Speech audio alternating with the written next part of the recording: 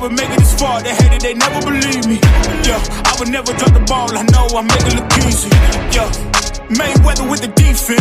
I don't care what a critic gotta say. I got them picking up the pieces. That me, you really playing with your life. I'm about to come and run it all back. I'm the new era, about to snap back. You ain't fitting for it, cause you all cap like. Hold up, I shoot my shot, wait, hold up.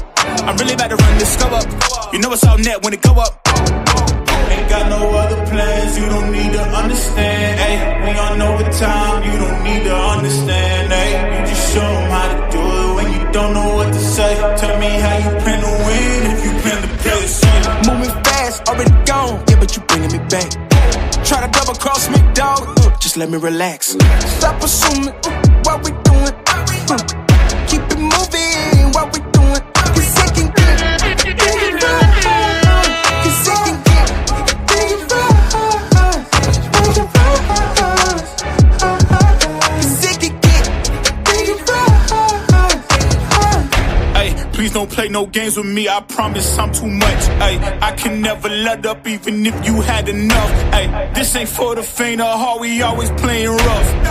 I had enough, it ain't luck. I needed a vision, I needed ambition, I needed a mission to beat a submission with no intermission. I see the collision, the crash in the distance, they coming off track, no. Now when they ask what's the motive, don't talk like the show. They all about to see what I mean in the moment. I gotta keep going, I'm shaking the dice and I'm keeping it rolling, they already know. Ain't got no other plans, you don't need to understand, ayy. We on overtime, you don't need to understand, ayy. You just show them how to do it when you don't know what to say. Tell me how you plan to win if you plan to play the same. Moving fast, already gone, yeah, but you bringing me back. Try to double cross me, dog, just let me relax. Stop assuming what we doing. Keep it moving, what we doing. Cause it can get big rough. Cause it can get big rough.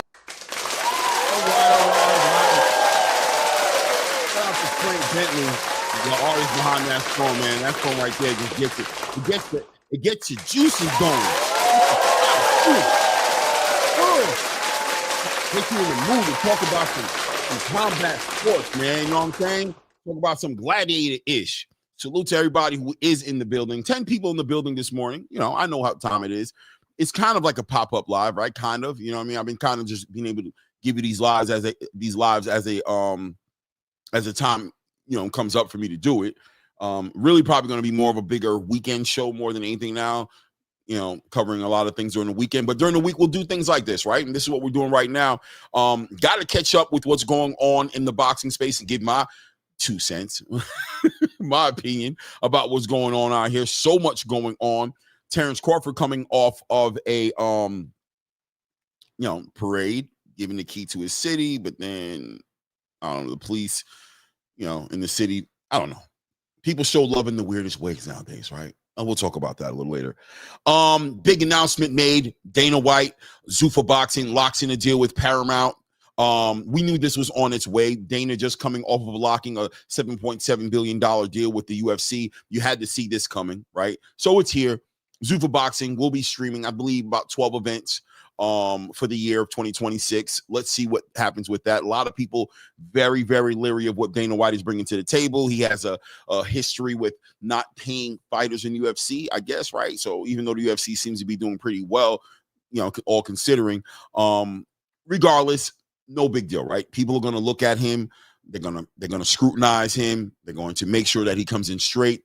Boxing is our 16-year-old teenage daughter, right? And you're coming to take out our daddy's prized possession, man. So I want to know who you are, where you come from, who are your parents, what are your intentions, right? What are your plans for the future? What are your plans for my daughter? Talk to me, people, talk to me. Do not sit here and just leave me in the dark here and think I'm just going to let you take my baby out on the town this evening and expose her to all types of effery, right? But at the same time, we've educated our daughters well enough, hopefully, to make sure that she's carrying herself accordingly as well. So it's a balance. It's not easy, man. It's not an easy job, man. But we going to raise these kids, right? It is what it is. So Dana White obviously going to be under the magnifying glass of the whole entire boxing community in space who really cherish boxing. And, of course, you have your detractors who are just going to talk just because God gave them lips.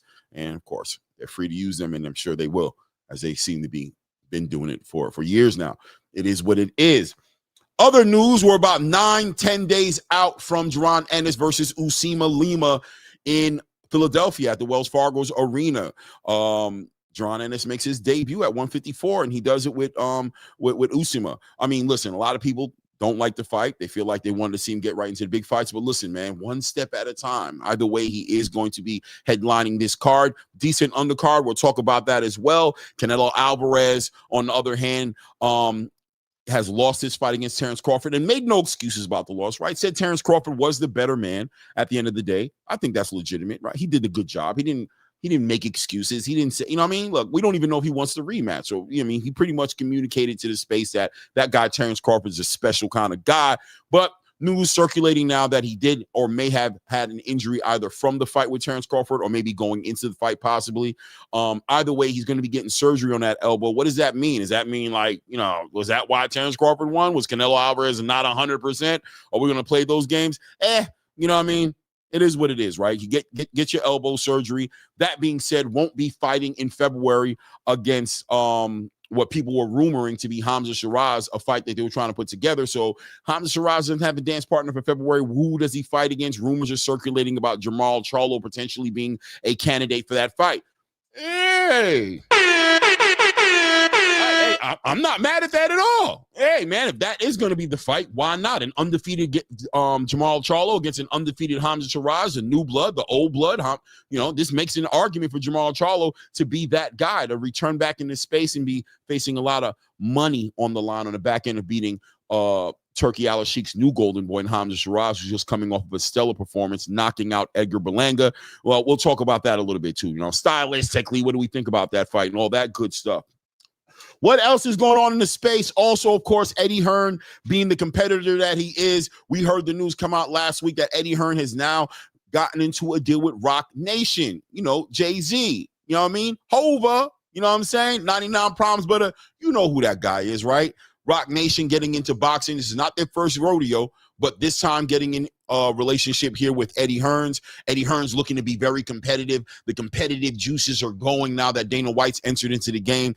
Eddie Hearns communicated that he wants to be competitive in the space and welcomes the challenge of Dana White to come into the game, and he wants to compete. And on the other side of the conversation, Dana White says, good luck. You guys didn't have vision. You lacked the vision. You lacked the motivation.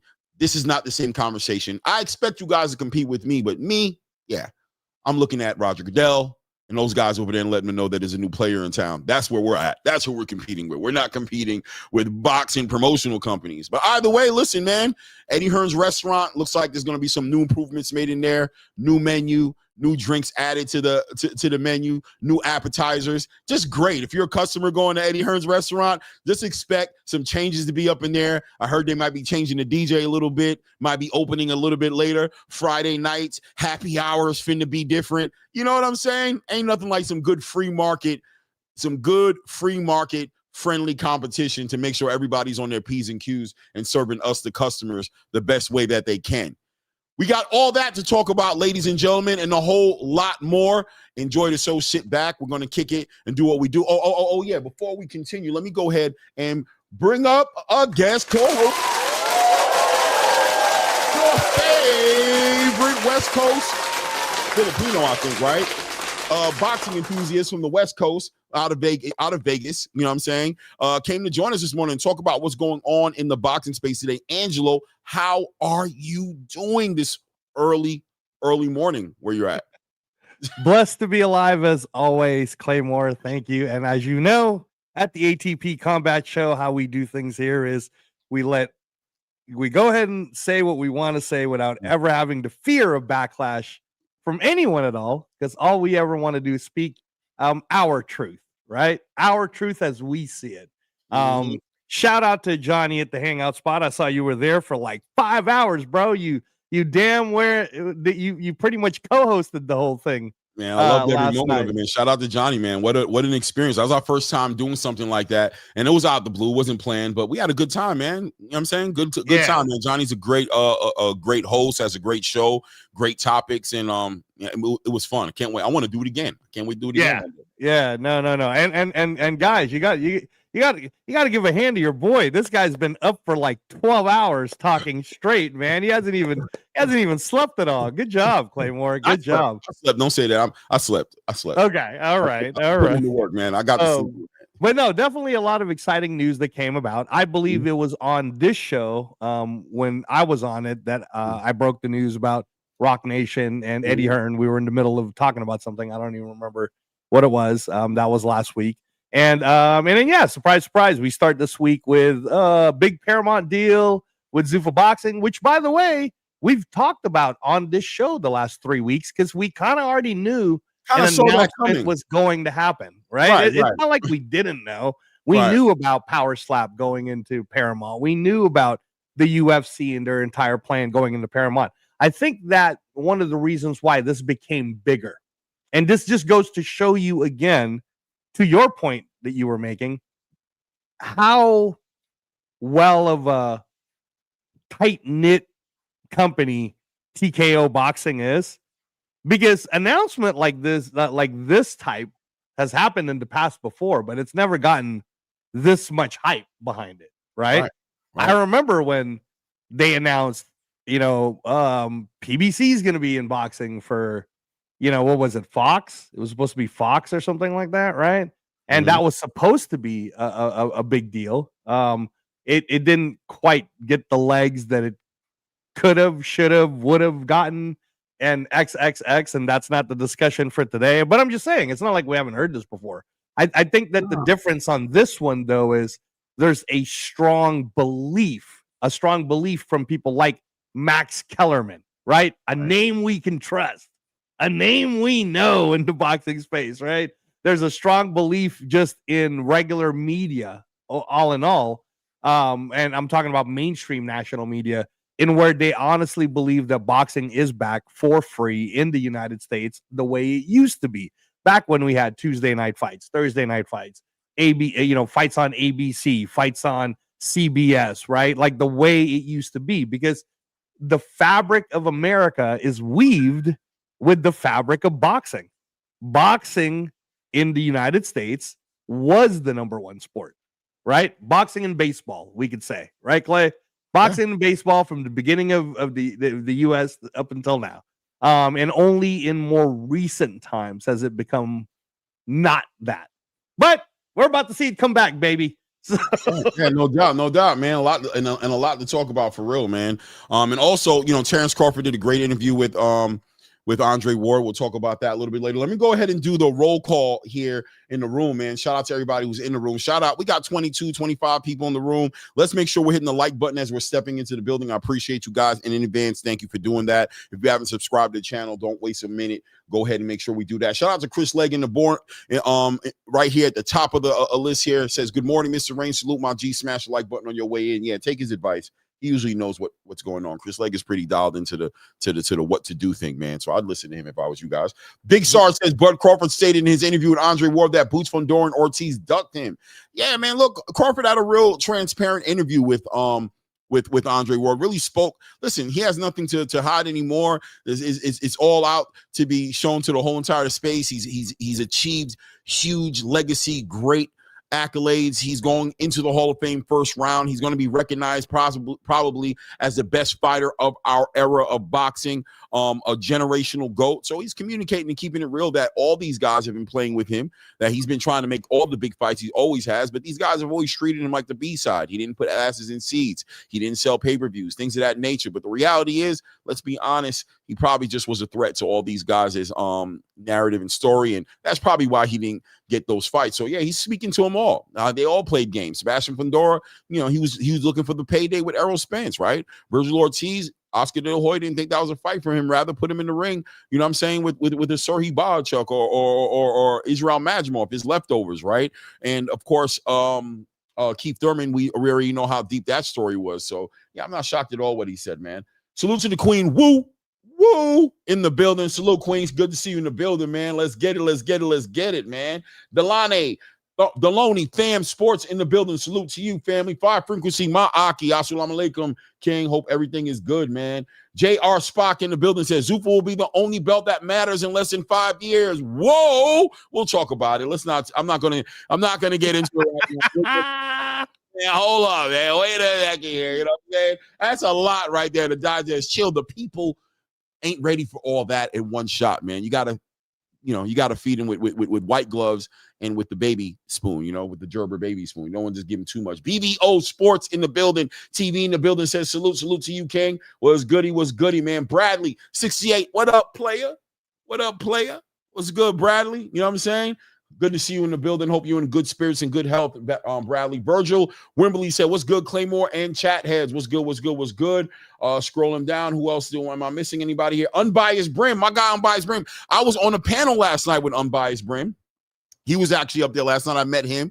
What a great mind in boxing. Real direct, raw. You know what I'm saying? I'm going to give it to you raw, no trivia. We like came straight from Bolivia, right? Yeah, you know what it is. You know what I'm saying? Shout out to Unbiased Brim. If you don't want it that way, if you don't want that uncut, puro, perico, stay away from that guy right there, man. Don't do with him. Shout out to him. Thomas Hill in the building. My man's on emergency shift status. No, man, I'm good. I got my sleep, ladies. I got my sleep. I got about 6. I did about 6 hours of sleep. I'm all right, man. I'm cool, man. I'm not out here operating on fumes, on please and thank you. I'm doing okay. I appreciate your concern, though. But I'm all right, man. Pugilism in the building says Bud can say what he wants and controls the narrative now until somebody dethrones and beats him in that ring. Hey, bro. I ain't going to argue with you, bro. The man has earned the right to call the shots.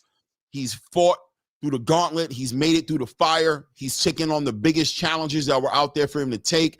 A lot of challenges that we would like to see him take. He wasn't able to do it because of politics of the sport. At this point in time, people will argue it. They'll try to make excuses. But yes, I agree with you. Pugilism, the face of boxing, the shot caller, the A-side, and the boxing space will wait impatiently as Bud Crawford takes his time, enjoys his victory, enjoys his family, and he'll let us know when he feels like it what we can expect from him. We can only hope for the best. But at the end of the day, the guy who wears the crown makes the decisions, man, and he gets to live it the way he wants to live it. So until he does that, we got a whole bunch of other boxing to talk about. We're going to continue to move on and wait on Bud to do his thing. Congratulations to the face of boxing, of the ring, Terrence Bud Crawford. You know what I mean? Terrence Bud Crawford, man. Salute. Crypto Chris in the building says salute. Clay in the chat. Salute to you, family. Hope everything is good, man. Money Motivated in the building says salute. Hope everyone has a blessed day. I co-sign that. KD the Boxer says salute, Clay. Salute, KD. Ray Davis in the building. Ray's in the building. Ray's in the back. I called your ass this morning, bro. I know I can see your eyes with the puffy eyes. You was knocked out. Yeah. You caught me. Caught me red-eyed. Yeah, I figured it. I mean, it is what it is, man. It is what it is. Shout out to the Cardenas in the building. Salute to the Cardenas. And we back at it, man. A lot to talk about today. And we're gonna talk about it all, right? Let me go ahead and you know what I'm gonna do? I don't need this today. I don't really need this today. I'm good on that. A lot to talk about today, guys. And we just had to address this space. Too much going on to stay quiet and keep on waiting. Before you know it, another Saturday's here, and we're that much closer to Boots Ennis and Usman Lima. We've got Terrence Bud Crawford. We've got so many things to talk about, and I don't want to say so little time, but I am trying to keep it tight today. Got things to do today, but wanted to go ahead and address this space. So, listen. First of all, let me go over the light work. Right, Canelo Alvarez goes into he's going into surgery. Arthroscopic, but somebody help me with the word. He's going through that surgery right on the elbow. After this fight with Terrence Crawford, I'm sure a lot of the detractors will try to use this as there it is. That's why he wasn't able to pull the trigger against Terrence Crawford. He had an elbow injury, but I don't think that's what Canelo Alvarez is trying to do. I think he's trying to get surgery on his elbow, bro. Right? He's trying to figure out, maybe buy a little time, not jump right into a Hamza Shiraz fight. Right? This guy's a guy who's usually fighting in May and fighting in September. Right now, Turkey Al Sheikh has him on his 3 to 4 fight deal, whatever it is, whatever's left on that deal, and wants him active and wants to put him back in the ring in February. Canelo Alvarez is like, before we do all that, let me get the elbow going on. They're being interested in your guys' opinion on that. Canelo Alvarez getting surgery in the elbow, big deal, no big deal. How do you look at it? What's going on? Go ahead, Ray. Go ahead. Free balling, bro. I'm free balling. No, that elbow injury is crazy, man. Diabolical. I mean, it showed where it potentially happened at. I don't know if he does or he doesn't. Maybe he does. Maybe maybe it happened when he was sparring Boots. Who knows? Who really cares, right? At the end of the day, here's what happens. He got in that ring. There's no excuses. He got his tail whipped. Whether he uses it for a reason to even try to accommodate a rematch, which would be a good idea. I think it'll be good money.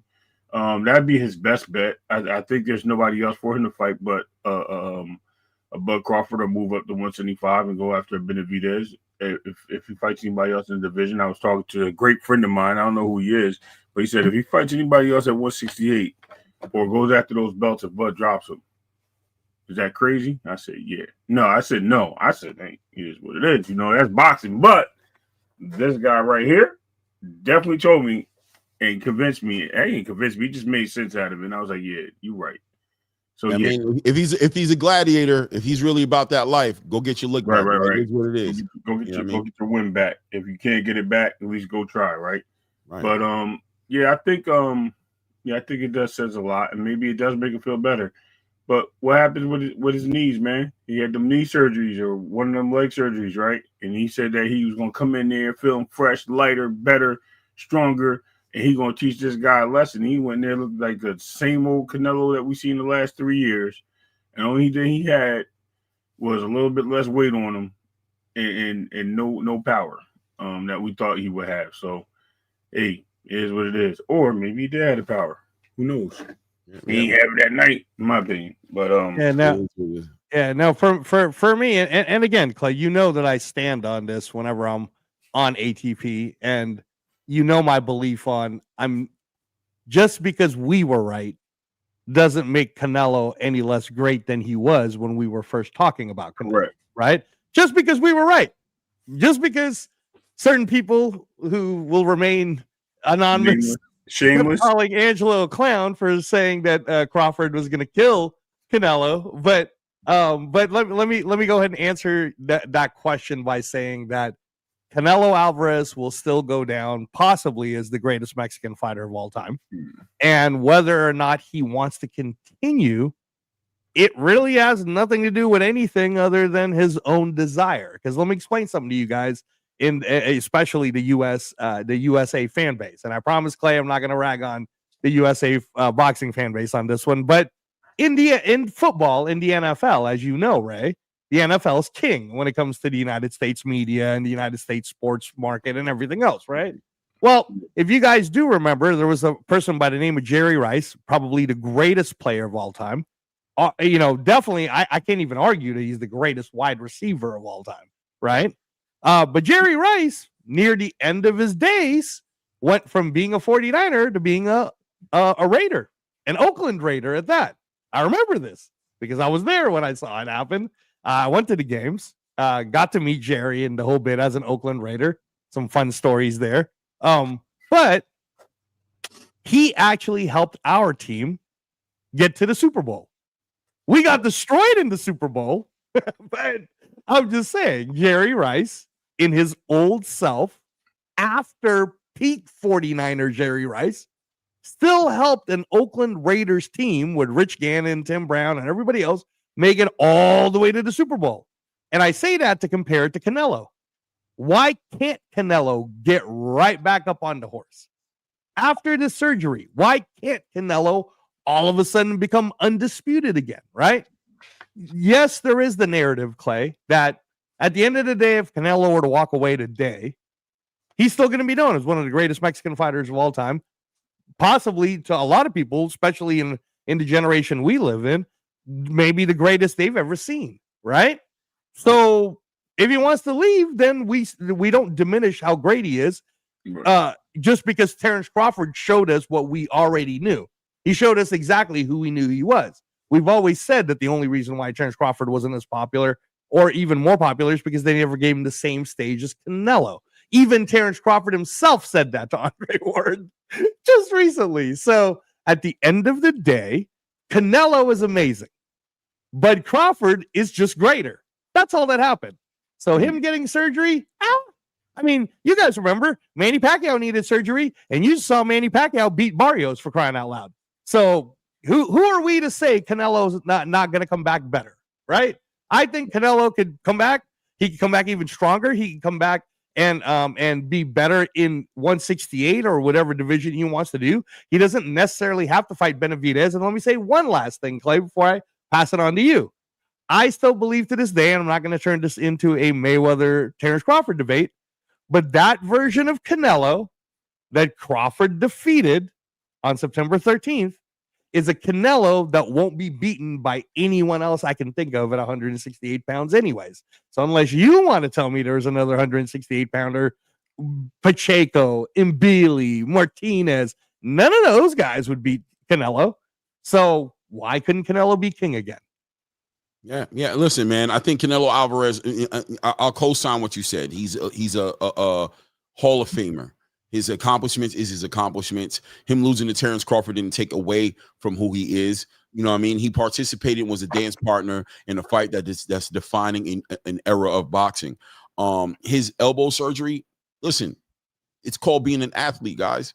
You don't get to be 35 years old competing at the level that Canelo's been competing at, or Terrence has been competing at, or Errol Spence has been competing at, or any of the other greats you want to put in that conversation, the Shakur Stevensons, potentially the Teofimo Lopez's, the Devin Haney's, the future of boxing are all going to go through it. Injuries are what happens to athletes that are competing at the highest level. I think he's just getting surgery on his elbow, and I think the space may be making a little bit more of it than it needs to be. He'll get that surgery. He'll get whatever he needs to get done, and if he returns, I'm sure he'll return in Canelo fashion. He'll build himself up. He'll have the support of his country. He's not going to get let go of or pushed to the side because he lost a fight to, quite frankly, the best fighter of this era, the best pound-for-pound fighter of this era of boxing. He won't lose out on that. But that being said, segueing into the next part of this is we all know that Hamza Shiraz is Turki Al-Sheikh, is Saudi Arabia's golden boy. They have a lot of plans for this guy, big plans for Hamza Shiraz. They want to see him get in the ring with Canelo Alvarez. I think ideally it would have been on the back end of a win against Terrence Crawford, so that undisputed the titles could have been on the line. But regardless, still a great fight. I'm sure Turki Al-Sheikh still interested in doing that in the spirit of building up Hamza Shiraz and giving him something really significant on his resume. They wanted to push that fight. That was supposed to be supposedly around February is what the rumors were circulating about. That's clearly not happening now with his surgery. Now, new rumors circulating that potentially Jamal Charlo may be a legitimate candidate to fight against Hamza Shiraz. How do you guys feel about that as a replacement fight for Hamza Shiraz coming off of a great performance, right, against Edgar Berlanga? I mean, look, Jamal Charlo, what do you think? Hamza Shiraz, February? What do you think about that fight? I think I mentioned this before. I think the sweetest, best boxer, pause on those people that took the word sweetest. I'm talking about sweetness of boxing, the pure boxing of the sport, like the slickness of the sport. And Jamal Charlo versus Hamza Shiraz. Whew, man, that's a fight. And I think that's going to be live action. I think when you put down a person that can do everything in the ring and that can do a lot in the ring, that can really bring all the elements of boxing in the ring, and let's just talk offensively for a second with Jamal Charlo. He's that guy. I think there's no one that does it better. I think he knows when and how to punch, how he moves in the ring. He circles. He has a great defense, a decent chin. You know what I mean? I've never seen him knock down or stumble. Very powerful. Like I said, he takes his time. He doesn't rush. He doesn't get in there like a wild bull. He gets in there like a smart man that's trying to take care of business. And Charlo has done that. Even being out the ring for 2 years? 2 years? 2 to 3 years at a time, somewhere in that range. Coming back and still showing that he still got it. You know what I mean? And that takes some time to do. Now on the other end, having these long waits out the ring, things like that, and then you get in there with a Shiraz who's a new talent, a young, a little slightly taller talent, somebody that has a reach, somebody that has no fear, somebody that feels comfortable at the division he's at, because now he doesn't have to cut those extra 8 pounds. That changes things too. I would listen, as funny as it may sound, I give the edge to Charlo in this. I think experience wins in this fight, man. That's just an opinion of mine at the moment. I don't think Shiraz stands a chance with a Charlo. Okay, all right. Well, that's an interesting perspective right there. You don't think he stands a chance, or you just punch his chance. I don't think I think the IQ of Jamar Charlo is diabolical.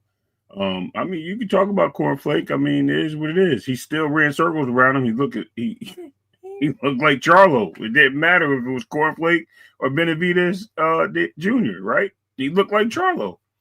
However we want to look at it. But at the end of the day, it is what it is. I mean, if you think stepping it up in competition 1 year on his age will make a difference, no, I don't think it does. I think sometimes being outside the ring is more of a healthy thing than a good thing. You know what I mean? It's not like he stops fighting. These guys fight for a living. They are always in the gym. Yes, they're not live action, but I guarantee you this guy's been fighting all his life. It's like riding a bike sometimes, you know, especially at his level. The guy was undefeated. He's still undefeated. Mm-hmm. You know what I mean? Let's keep it real. And he wanted to fight with Caleb Plant, and he was supposed to have that fight. Caleb dropped the ball on that one, right? So, I mean, I think he would have watched Caleb Plant. They'd have had that fight. I wouldn't be surprised if Charlo gets you there and outboxes a great boxer in Shiraz. And the only reason why I say that is because I think the ring IQ in this fight, the experience, pays the difference in this fight. It's not that I don't think what's name can beat him in a fight. I absolutely think has it. I don't think. I believe that Shiraz has a great chance in this fight. No, because you just said he doesn't have a chance. That's why I was like, yeah. Let me double back. Yeah, I believe he does have a chance. I just don't think he has the ability. At the end of the day, it sounds like you're basically saying Charlo edges him out in all those spaces. Yeah. He's not fully developed in those areas like Charlo. I want to correct. That's what I'm saying.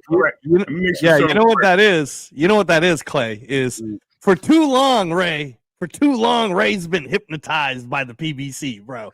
For too long, brother. I don't know. I got a tattoo right here. PBC, look. PBC. He just got a laser removed. Oh man, no.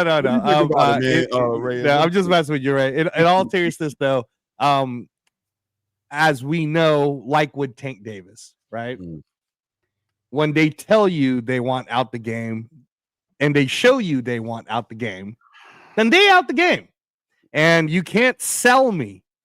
I'm talking about me, Ray. You could fool the public though. You could fool the casual fans into somehow believing Charlo versus Hamza Shiraz won't be anything more than a Hamza Shiraz coming out party.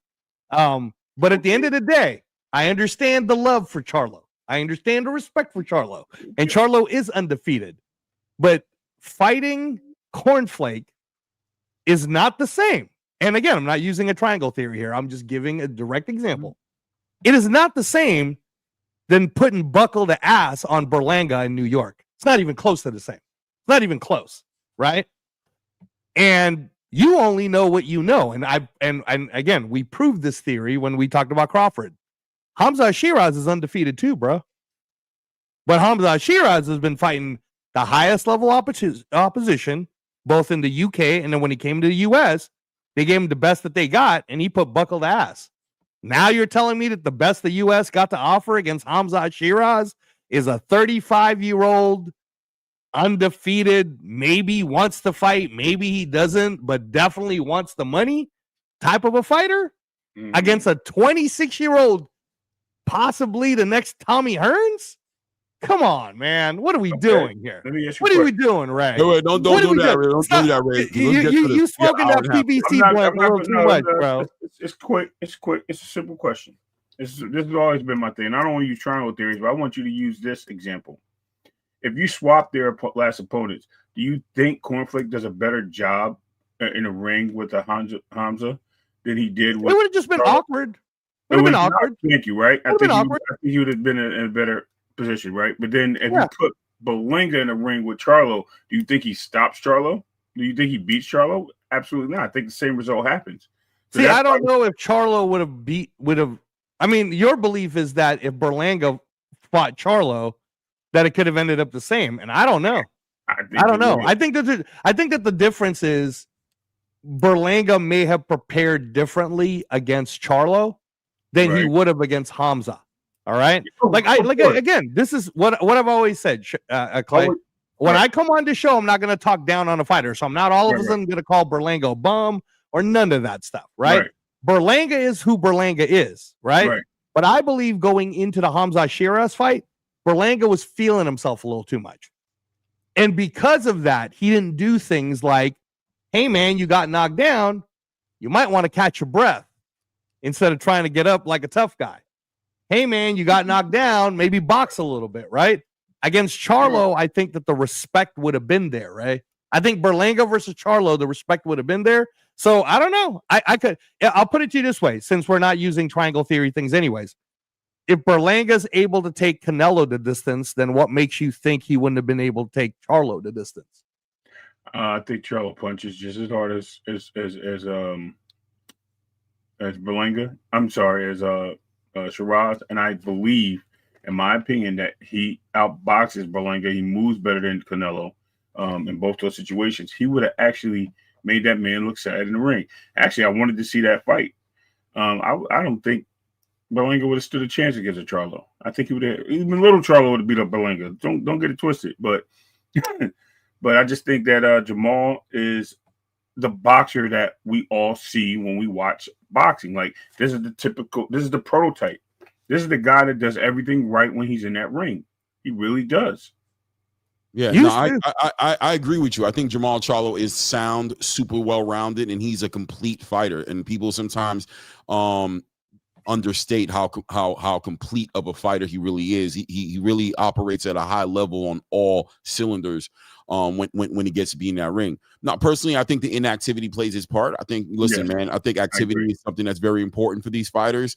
I think it's a super test. I don't think Charlo plays around with Hamza Shiraz the way he might have with a Cornflake Lamada, or the way he might have with a Jose Benavidez Jr.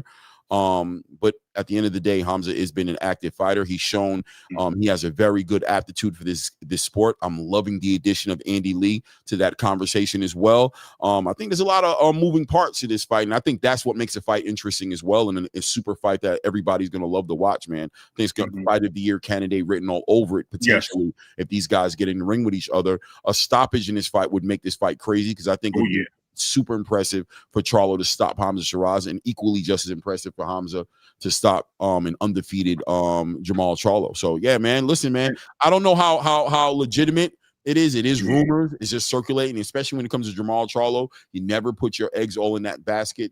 Jamal Charlo isn't promised to, you know what I'm saying, to be anywhere. It's not promised with him, but I think stylistically, fantasy fight wise, putting that together, I think that's a good direction to go in. I think that makes a lot of sense for a Hamza Shiraz who's trying to make a name. Listen, you was ready to fight Canelo. There's an argument that's ready to fight Jamal Charlo. You know what I'm saying? And if you beat Jamal Charlo, sky's the limit. What happens? As 168 is still looking for a king, in my opinion, being that Terrence Crawford is probably not going to compete in that weight division, and Canelo Alvarez has lost his belt. It's kind of like open right now for somebody to come in there and kind of take that division, right? So Hamza makes a good argument for that spot if he was able to beat a Jamal Charlo. I like it. Shut your ass up. Let's. I didn't say that. I literally picked Bud, bro. What are you talking about? Stop messing with him, Sheldon. Stop messing with him. I know you messing with him. Shout out to Johnny, by the way. I saw Johnny on the comment section. Shout out to the Hangout spot. I was shouting out your show earlier, like I always have. Hey, Clay, that wasn't when I was coming on your show, wasn't I? Didn't I keep telling you got to make it to the Hangout spot? The Hangout spot. Oh yeah, you've been telling me. That's really why I was really heading over there the way I was, and I jumped on it because you've been told me to go up there. Johnny's show is a great show. I don't want to. It's a show like this one, in my opinion. You know what I'm saying? I think it's a great panel, great conversation. Johnny's super articulate, super intelligent, super open-minded. You know what I'm saying? And he embraces and welcomes that open-minded thinking, man. And it's always good to be in a space where free thinking is welcome. We all don't think the same, and we all have different opinions. The chat is the chat at the end of the day, right? People agree with you, disagree with you. You know what I mean? That's how the game goes. But man, if you love talking about boxing, man, that is a great spot to go. Good job. 100%. So look, let's segue and continue to move because we're on the clock today, guys. I want to talk a little bit about the Terrence Crawford SOG interview, just a little bit. The big conversation, I'm gonna be real with you, is going to probably be the Dana White, Paramount, and the Eddie Hearns Rock Nation situation. Just speaking on what all these promotional companies are going to do at this point now with a new player in town. Probably the biggest network deal or the only network deal really on the table right now as far as a boxing promotion is concerned. But huge for boxing. But before we go on there, Terrence Crawford, SOG. First of all, I'm going to ask guys on the panel, did anybody get a chance to see that interview? I didn't catch the whole thing. Okay. Yeah, I caught it. I caught most of it. So, but what did you catch of it, Ray? So we can get your take on it. Him smiling, honestly. Fell asleep. As soon as I put it off, brother. It's nobody's fault. He asked him, he did ask him a question. I'm trying to remember what he asked him. It was like, let me see. I don't know if he asked him how it feel or what it, is it real or something like that. But anyway, regardless of what it was, I just caught that little section. And, okay, so you really didn't catch it. I didn't catch it at all. All right, no, it's all good, Ray. So, from what I got out of it, and again, I'll catch I like listening to Terrence Crawford. I think that Terrence Crawford is really getting now the chance that I've always said it, that if you'd have given this kid a chance after Brettis Prescott to have grown in front of the media, I think that mass media would have fell in love with him. He just never got a chance. He just never got the same fair shake, never got the same fair chance. And now he's the belle of the ball, y'all. He's the belle of the ball. That's what is that Tom Hanks movie? He is the captain now, Clay. Right. Right. 100%, man. But you know what I got out of that interview is a couple of things that I want to point out. Number one, there isn't anything that Terrence Crawford said to Andre Ward that wasn't true. Mm-hmm. Every single thing that he said was true, right? Whether you like it, disagree with it, whatever you want, but go do your fact checks. Everything he said to Andre Ward is true. I loved how he talked about being in WrestleMania and how it kind of like gave him the premonition of what would happen. And then when he went into the ring, he was all smiles. I was there, Clay. That was the smiliest guy going into the ring because it's all in his head. He was already convinced of what was going to happen. And that type of confidence is so rare that when you as an audience can see it with your own eyes, it's amazing, man. It's like Jordan. It's like when you watched Michael Jordan and you somehow knew he was going to do what he did, right? Because there's just this inner belief about yourself. And that's Terrence Bud Crawford on that day, and that's Terrence Bud Crawford to this day right now. And until he says he's retired, I think he's beating everybody that he's fighting. Honestly, I can't even make an argument to who can get to him. And then the last thing I'll say, and Clay, for me, it gets very personal, but when he was talking about God has already written for you why you're here, right? I resonate with that because I feel the same way, Clay, right? 3 years ago, I was going to die. Right. Here I am. I'm with you and Ray. Right. God wrote something for me, man. Right. It's just my job to walk that path and figure out exactly what he wants, right? But I'm alive today because of that. And whatever comes out of it is what comes out of it, right? And I felt very strongly when Terrence Crawford was saying the same thing. He was saying that it was already God gifted to him. What he has is God gifted. So to see this, it's funny to call him a young man because he's 38 now. Happy birthday, happy belated to Terrence Crawford. But this younger man than us has been nothing but a great example to everybody else and an inspiration to everyone else. And I hope he continues to do that. And I hope he continues to be the class act that he is, even in the face of adversity, even in the face of recent adversity, Clay, right? The way Terrence Crawford just handles everything. So salute to you, man. Salute to the champ. Yeah, no doubt. Salute to the champ indeed, man. Salute to the champ, man. Yeah, man, listen, you guys know, if you don't know, you're under a rock, man. Listen, I found a lot of inspiration in that guy, man. I think that guy's just a man's man. I mean, I like how he stands on business. I resonate with his swag. I resonate with his energy, with his stoicism, with his fearlessness, and probably the best thing that I resonate with Terrence Crawford with is that word that I keep telling Ryan Coogler to pick up and make a movie out of it. But that man is defiant. You know what I mean? And sometimes in life, you got to be defiant. You just got to be. You can't believe what people tell you about yourself. You can't allow people to put their limitations on you. You can't allow people to put ceilings on you. And he's an example of just constantly going against the status quo, constantly going against what the norm is or what people think he can or he can't do or whatever have you. He just always walked his path, and he's legitimately walking in his truth and living his truth out. And I agree with him that God has blessed him for that. God has blessed him for having the strength to stand alone if he needs to, right? And to being loyal to his team and bringing them straight from Omaha, Nebraska up to the biggest stage that boxing can provide, and coming out victorious and triumphant over his opponent in the ring and all of his opponents outside of the ring. He spoke on vision, you know what I mean? And he spoke on how those things got him through everything and the understanding of the assignment. He spoke on his corner. He spoke on Bomac and following the game plan and being disciplined. People thought that he wasn't going to be able to do that with Canelo, that as soon as Canelo put hands on him, he was going to throw the game plan out the window and jump into a fight. And now he showed that, nah, man, at the end of the day, I understood the magnitude of this opportunity and that every piece needed to be in the right place in order to make this fight not only happen, but be able to walk away with it on the other side with the victory. I also like that he spoke about the whole idea about him being a bad businessman. I thought that was real interesting to see him speak on that, because I've always felt that way, because coming into this boxing space, you know, I came into a boxing space on the back end of an Errol Spence, Terrence Crawford fight, right? Well, I would say really during that fight, right? It's when I walked into the YouTube space, and I didn't have a channel, but I was watching YouTube channels, boxing channels for the first time. And the whole thing was that, you know, Terrence Crawford was being stubborn, that he was a bad businessman. He was completely overpricing himself and maybe even pricing himself out of a fight with Errol Spence. And he stood on his square, he made a move, went over there with Black Prime. My brother Blue Blood Sports TV was part of that whole entire deal that got made. He made a couple million there fighting David Avanesian, and people thought that it wasn't going to happen. And Terrence had to stand on his square and say, listen, I'm already an undisputed 140-pound champion, and I'll have the key belt right now that Errol Spence needs to become an undisputed champion for the first time in his career. I bring to the table just as much as that man brings to the table. Some might argue even more. And, you know, you're going to pay me my money, or the fight doesn't need to happen. I can walk away from this sport right now and probably get into the Hall of Fame, right? Just based on what I've done at this point. And everybody was just criticizing his business acumen and saying, this guy's the worst businessman. This is why nobody wants to work with Terrence Crawford. This is why he's in the position that he's in. This is why, you know, this guy's just stubborn and you know, when it was all said and done and the smoke was all cleared, he locked in his deal with Errol Spence.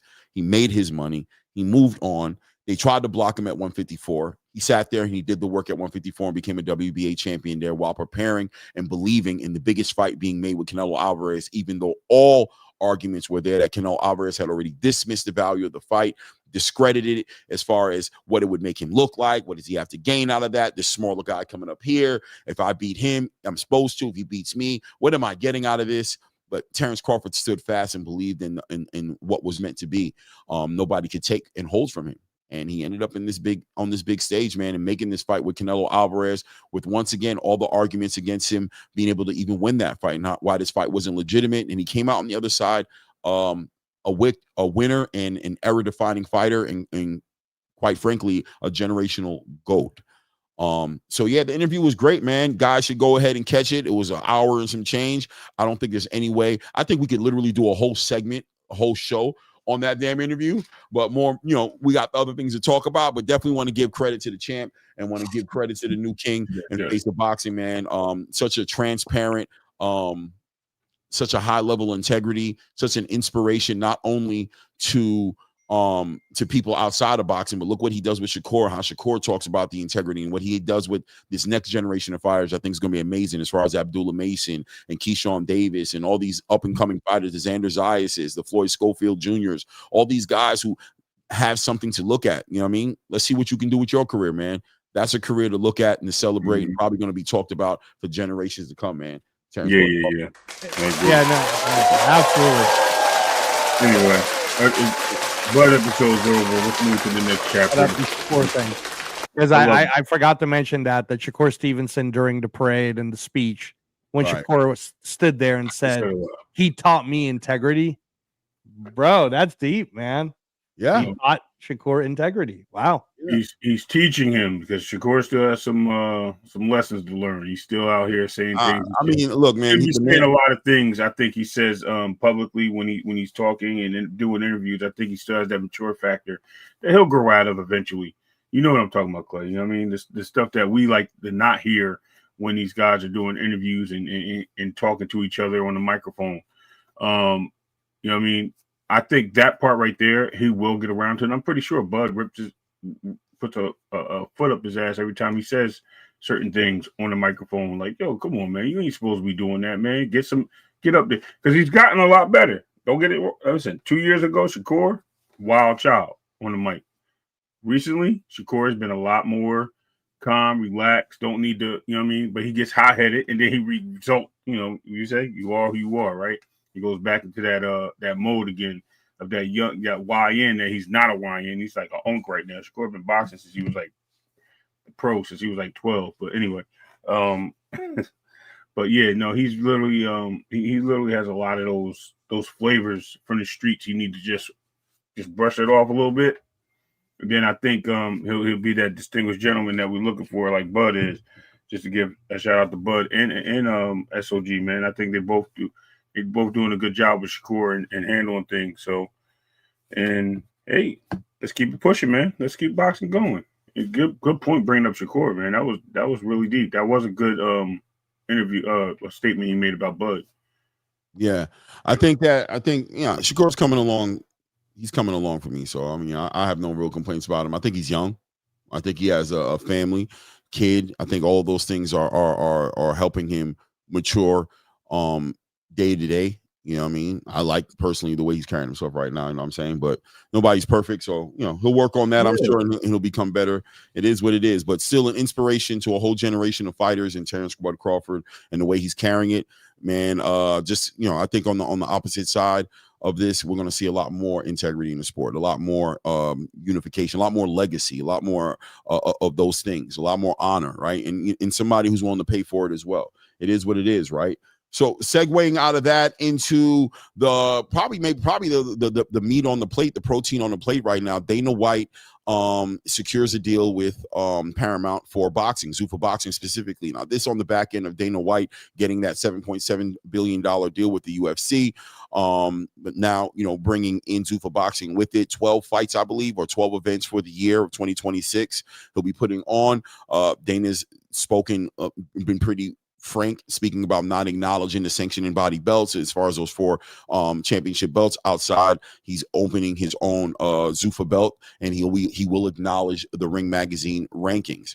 A lot of pushback on Dana White's stance on the Muhammad Ali Act, things of that nature, and how he plans on moving with boxing. The space is shaken. A lot of detractors, a lot of people not happy with what they're seeing or hearing when it comes to that part about it. And then also, obviously, Dana White brings in somewhat of a reputation of being sued or underpaying fighters in UFC and things of that nature. It is what it is, man. It's shaking it up. All news is good news in boxing because it brings eyes onto the sport. Dana does bring a huge following, brings the support of the president, right, of Donald Trump, his right-hand man. So it does seem like he has some leverage and abilities and potentially push through some things he might need as far as legislation is concerned. Also planning on making a big event on the front lawn of the White House. I'm hearing rumors of in 2026. So many things that Dana White's bringing to the table and working on at the same time. The man's a very busy guy, multifaceted, promoter, businessman, just does it all, right? And is not scared to bet on himself or bet on his ideas. And he's going to bring that type of energy into the boxing space. Where are you guys at this point with this whole entire Dana White and Paramount deal, right? And what does that mean for boxing at this point? Where do we go from here? Go ahead, Ray. I just think that it's great that we're getting another face of boxing. I think it's great that we're getting another side of boxing. Change sometimes helps. You know what I mean? It's either gonna make it or it's gonna make it or it's gonna break. You know what I mean? We have to see. I ain't gonna say make it or break it, but we're gonna see how it's gonna carry on. It's gonna take some time to get used to. I kind of like put in my head like this whole UFC boxing style type event in my head, and I'm like, yo, this might be good. You know what I mean? You probably have 2 different fighters so there's a belt really for a champion at the end of the year in each division. You probably have 2 guys going at it in an elimination style, moving to that point, almost like a Super Bowl of boxing. Even if it's at the level that it is, once we get to that point, we'll get a champion, and then we'll see the champion fighting who's that number 1 guy every single time. If it's that UFC style, we won't see the runarounds. We won't see the you get the occasional step in, right? Because that guy always be fighting on that same card, most likely, or the month before, the month after. So we'll always be ready for fighting, and these guys will be training well. So I think it's going to bring a lot to the table. It's going to bring a lot of vibes to it. It'll give us what we want, best fight versus the best. And it can only get better from there, right? If it doesn't, and it's something that we don't feel, then it is what it is. You know what I mean? I have no idea how it's going to work until I see it, right? So I'm not going to throw all my eggs in one basket. I don't have a really critical point on UFC. I think UFC has always done this thing. Only thing I would change is that they got these weight classes that they got rid of when they had no weight classes back 1, 2, and 3, and I thought that was great. But the Dana had no involvement there. But once they did that, they were able to legalize 50 states and then globally UFC combat competitions because that weight limit thing solidified how the sport would go. So I think that he does have a brain that works in this type of combat sports organizations that can move forward in a program that can be successful. So that's how I look at it, and I'm willing to check it out and keep my eyes on it. You know what I mean? No doubt. Angelo, hey, did you speak on? I think you did last night, Clay, but you have an idea of how the format's going to look, right? For Zuffa boxing. Yeah, I got a pretty good idea of what everything's going on with them. Yeah. So first off, this is great. This is absolutely fantastic. It's amazing. I can't like it even more than I already do right now, but I probably will once Dana starts making these announcements. And yes, I do like what Dana White has done for the fans. I do like what Dana White has done in order to grow a sport. At one point there were government officials that were trying to call it human cockfighting, and now he's about to have it on the UFC, the White House lawn, right? So if you tell me that there's a person out there who's such a good promoter that he could literally sell ice to an Eskimo, or that's an old water to a whale, right. But that's not like calling the Commanders Redskins, right? Sorry about that, guys. But yeah, I mean, like, look what Dana White has done already. I mean, again, let it prove for itself. And Clay, again, I'm not speaking to the whole is it fair or not fair to the fighter, right? Because I want to make this clear. First of all, is it really our job to do that? Like if you're a fan, like for example, in the NFL, I'll guarantee you there's a lot of shit that's going wrong in the NFL, right? But how often do you hear any content being created about the things that are going wrong about the NFL? Because all you hear about is the fandom of the NFL, how it's exciting for people, how it makes them want to watch it more, right? That's all this is, guys, is Dana White knows his shit to the point where, for you guys, and we understand the majority of you on the chat and the majority of you listening to the show is not a UFC fan per se, more so than you are a boxing aficionado or you're a boxing diehard. But UFC 320 is right here in Vegas happening this Saturday, and pretty big card, man. I'm just saying. If you're into the UFC, it's gonna be that's what Dana has done is he constantly produces good shows. He constantly has given the consumer a brand that they can trust. And if you're going to spend $800, $320, $120, and you're going to go to his live event, if you've never been to a UFC live event, you need to go check one out. So you for yourself can go, shit, man, the production, the music, the way to get the crowd pumped up, the fact that the arena's already packed before the first fight. This is all pretty awesome, right? And Dana White rubbing on that for boxing, right? Kind of showing this format that he's used in the UFC for boxing, I think is all of it is a great thing, Clay. I think it's a wonderful thing. And before we start throwing rocks in a glass house on this guy, why don't we just wait and see what he does? Because if he even does half of what he's done in terms of promotions for the UFC, boxing will be a top 5 sport in the US again.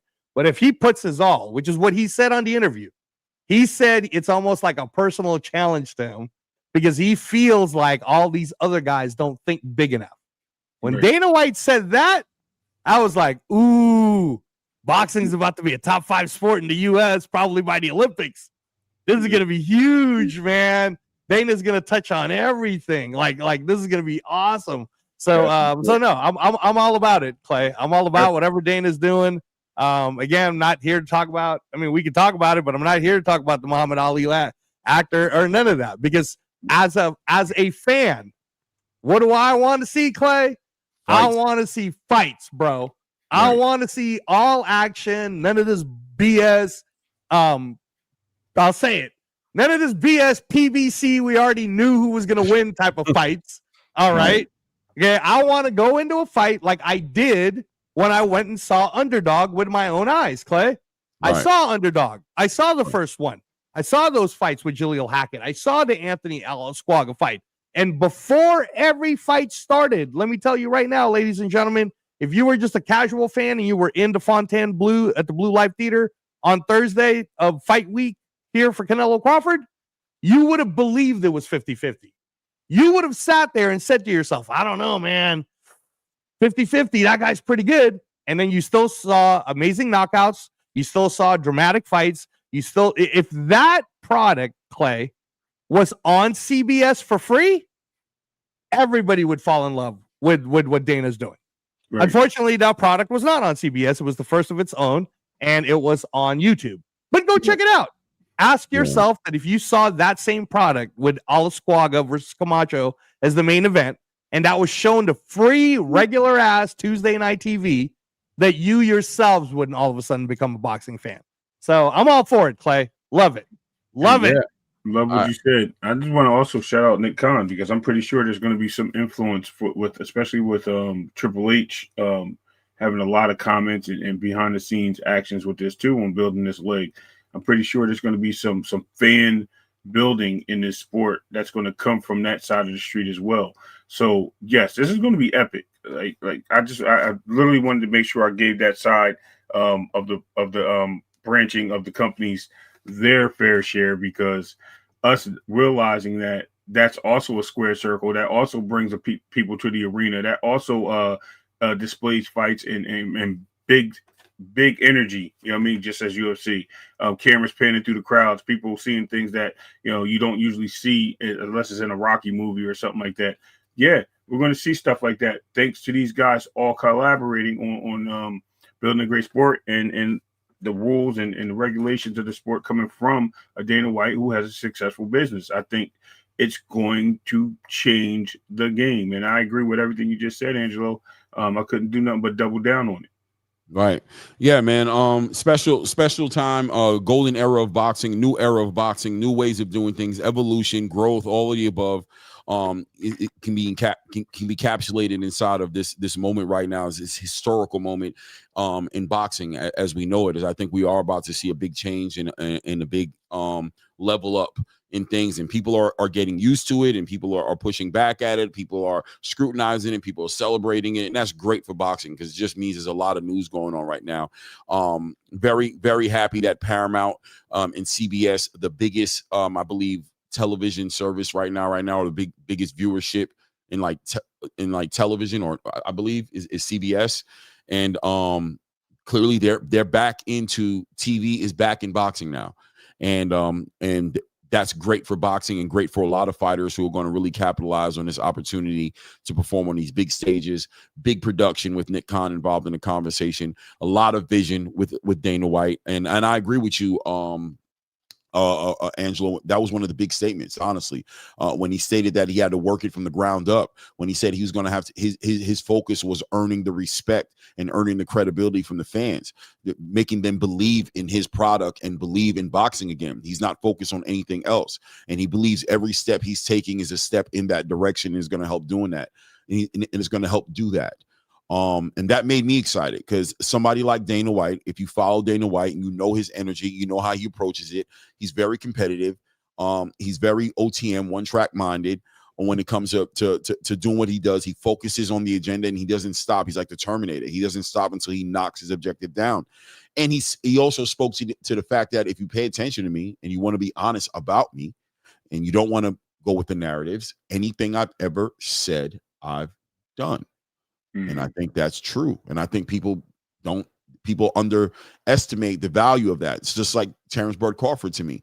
When Terrence Bud Crawford told me that he was going to beat Canelo Alvarez, I believed him. Why? Because every time he said he was going to do something, he did just that. And you were just going to have to beat him to show me that you were going to beat him. I was never going to bet against him because he earned that credibility with me based on his track record. And Dana White has a track record of seeing it, believing it, and achieving it.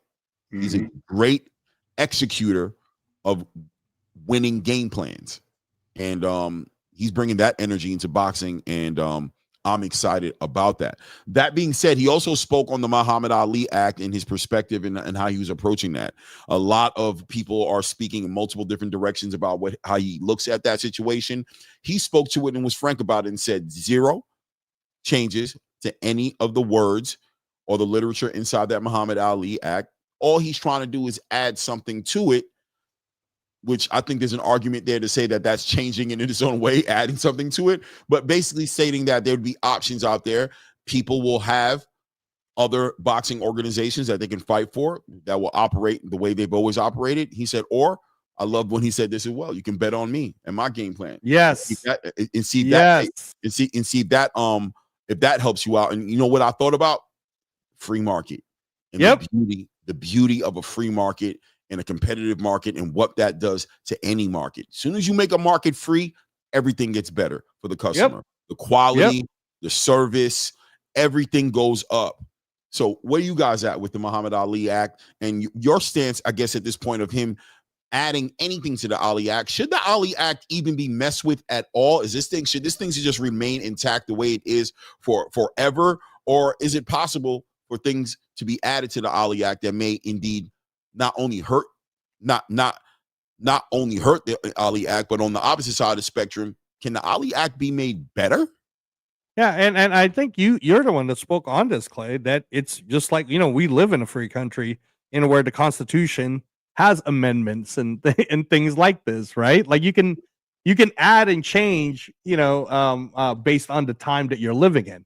And we are certainly, and again, Clay, I'm promising you, man, I'm doing my best not to crap on the other company, but we lived in a company of tyranny for too long in boxing, and where we were being forced to pay $80 to $100 for fights that we already knew who was going to win. Now we're in a situation the last 2 years in where Saudi has come in. Riyadh season infused a lot of energy back into boxing. Globally, I've always told you guys that boxing has been boxing's been different globally. And it's only that in the USA, my friend Severe, Raider Nation, shout out to you. He's in the chat. He knows I've been saying this since freaking 2023. The only reason why I have to deal with Raider fans who will say stupid things to me like, well, boxing's dead, man, nobody watches boxing, is because you don't know any better. You just don't know any better, right? As for the rest of us who do know what's been happening outside the US, we know that it's been best versus the best. We know that we've been seeing the best. And now, because of Dana White and that vehicle, America, the USA, is going to get right on board with best versus the best, right? So having said that, it's free enterprise, man. You don't have to play in the NFL. You can go play in the CFL. But if you love football, you're going to play somewhere, or you're not going to play at all. Right. So, it sounds harsh, but guess what?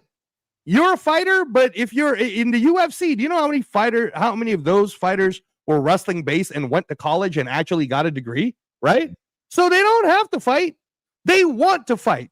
And since they want to fight, and there happens to be this company called the UFC, and they're willing to sign their name on the dotted line to be a part of this company called the UFC that gives them the UFC Institute, right? That gives them all these different abilities to market themselves. That does give them a chance to do something that they probably would have been doing in the back parking lot of a bar anyways, because they just love fighting and somehow ingrained in them that they want to actually do it as a career.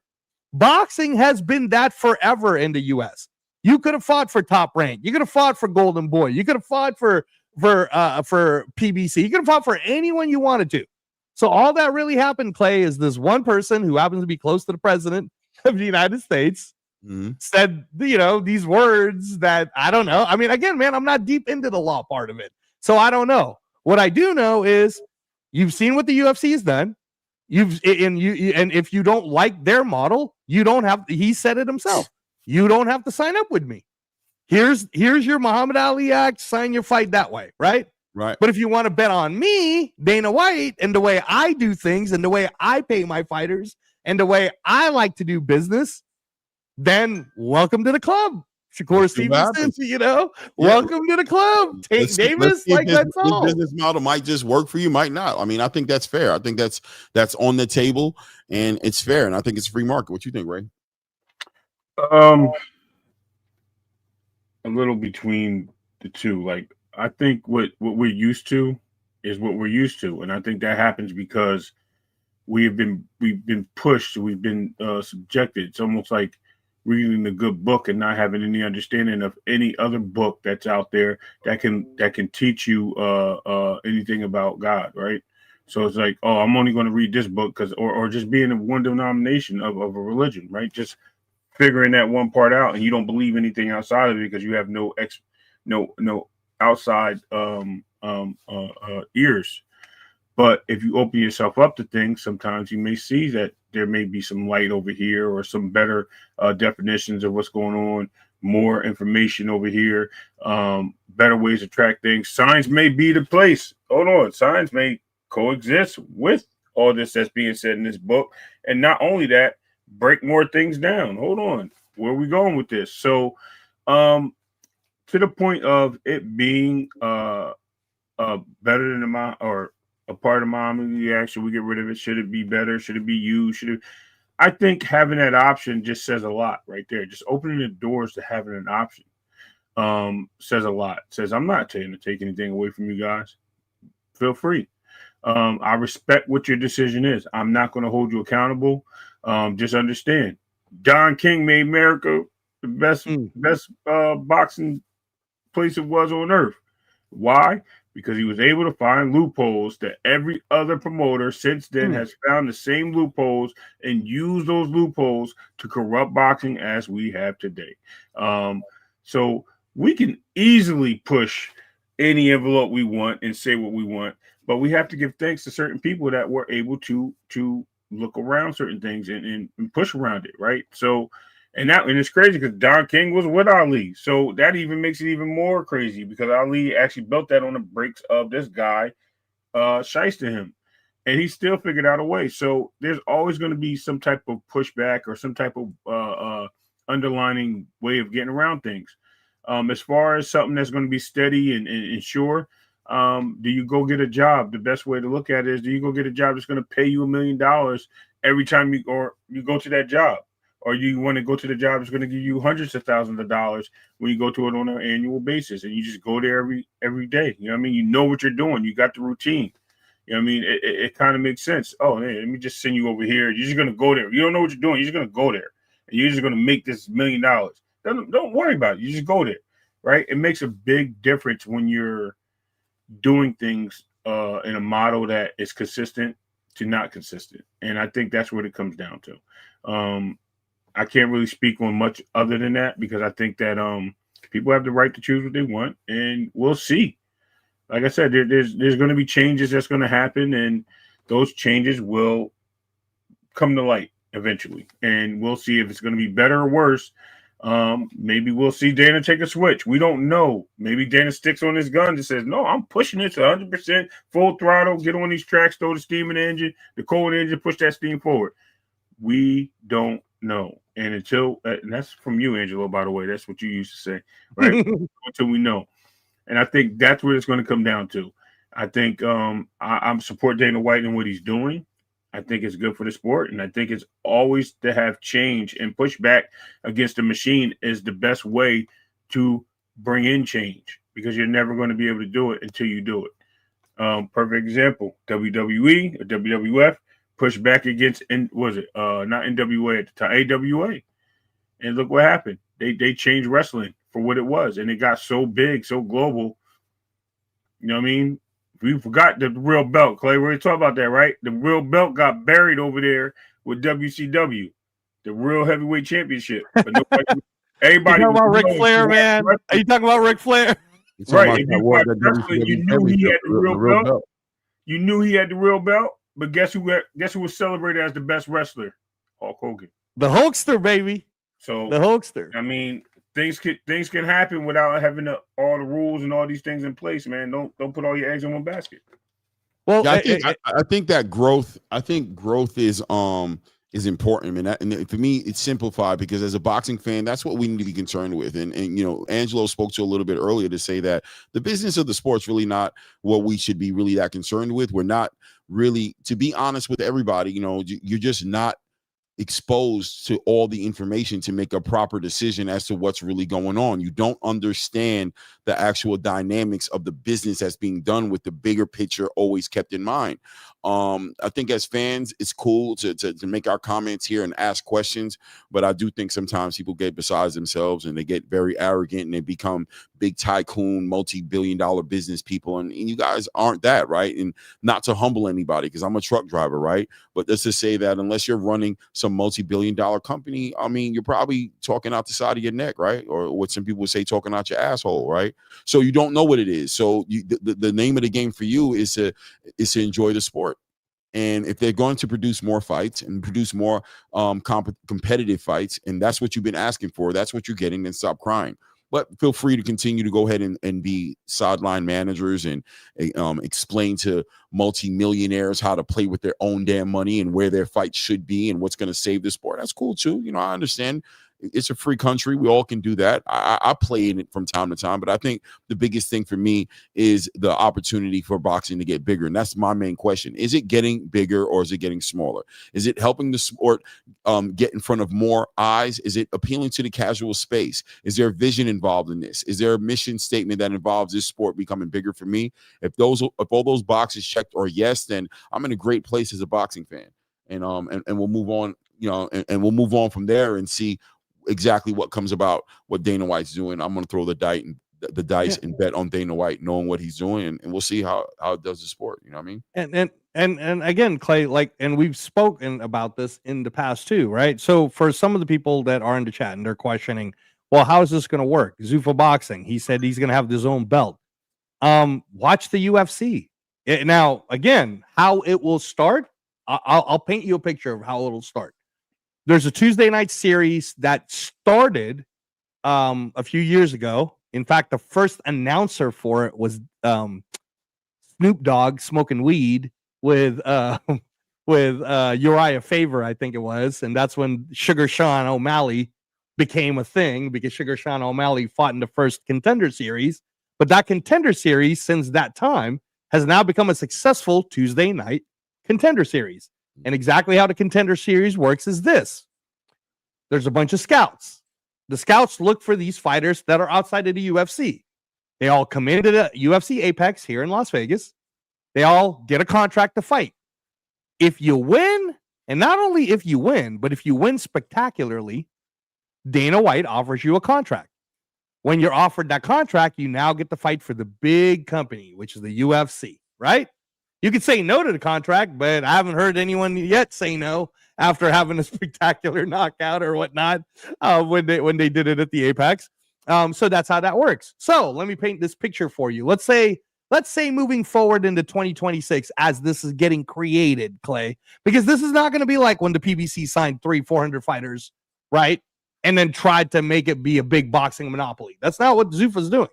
Mm-hmm. Zuffa and Dana White is saying, I'm going to do my own thing. Everybody's going to do their own thing. And let's just see what happens at the end. That's kind of his chat. That's him throwing the mic down. That's him throwing the gauntlet. He's saying, there's my big ideas, and then there's everyone else. Let's see what happens at the end, right? So I think what's going to happen in 12 shows is he's going to get all the different fighters, like your Calum Walshes, your Fernando Vargas Jr.'s, possibly your Lester Martinez's, possibly whoever the young up-and-comers are that don't necessarily want to sign with Top Rank, Golden Boy, PBC, if that even still exists nowadays, or anything else, right? Maybe they don't want to be with Matchroom because they're not UK-based. Maybe they are UK-based, but they'd rather have their faces shown in the US, and they'd rather have their faces shown be on CBS and Paramount, right, Clay? They're going to fight. And losses won't matter as much as performance. So Dana has signed people before who have lost. And because he liked them so much, he's like, I don't care. I'm going to have that person to come back, or I'm going to sign him again, right? And that's how he's going to grow Zuffa Boxing. That's how he's going to get his roster. He's going to get his roster off the eyes of the fans. So when Sugar Sean O'Malley first showed up, that was years ago. Sugar Sean O'Malley now is one of the biggest UFC stars. He's already been a champion, dethroned as a champion, and the whole bit, right? That's exactly what's going to happen. Next year, for free on CBS and Paramount, we're going to watch all these different fighters. We're going to see the ones that he signs. Then we're going to go, I remember that guy. I remember that guy. I remember that guy from Ohio. I remember that guy from Ireland. And then by 2028, we're going to go, hey, remember that guy we watched for free on CBS, Clay, in 2026 of January? Well, he's going for his first world championship now. How cool is that? For free on CBS. That's how he's doing the format. That I believe that's the way it's going to go. He also mentioned, Clay, and I think you caught this, that the people who do well in Zuffa boxing, so let's say somebody has a Zuffa belt, will get signed off to Turkey. So what does that mean, Clay? That means that a Zuffa boxing champion will actually have an opportunity to sign with Turkey to go fight in Riyadh, to go fight whoever the undisputed WBC, whatever champion you want to get, which, by the way, brings it all the way full circle to the belt that we all care about. And what is that belt, Clay? The Ring Magazine belt. That's the only one we care about anyways, right? So it's all going to work, man. It's all going to work.